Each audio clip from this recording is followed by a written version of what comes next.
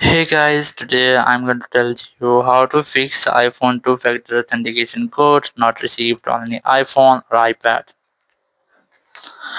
If you want to enable two-factor authentication on your Apple ID and you are having an issue that you cannot get the code, so let's see how can you easily fix the issue or how can you easily get the code.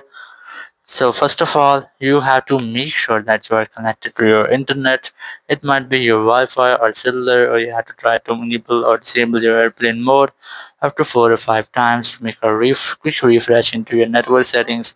Once you have that, you just have to go back, open up your settings, go for general, go for device management and VPN. You have to make sure that you're not connected to any VPN here, or if you're connected, you have to try to disconnect with your VPN. Once you have disconnected, go back, and here you have to make sure that your software is up to date, because sometimes it might be that your software is not updated, so you can get these type issues. So you have to make sure that you have an pending update available in your software update section. Once you have that, now what you have to do, you have to try to get the two-factor authentication code on your phone number, or you have to make sure that your phone number is available in your Apple ID. Once you get that, you will get the phone number, or you will get the authentication code on your phone number in your iMessages, and then you can easily enter it. Or if you are still not getting or receiving the code, you have to switch your to your browsers. Open up your browser here, go for Apple ID apple.com.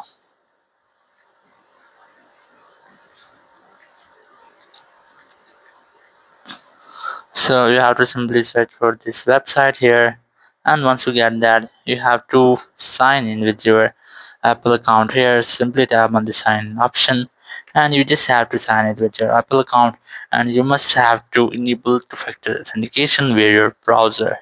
So in this way, you can easily fix if you are not receiving the two-factor authentication code on your iPhone or iPad or your Mac. Thank you very much for watching the video.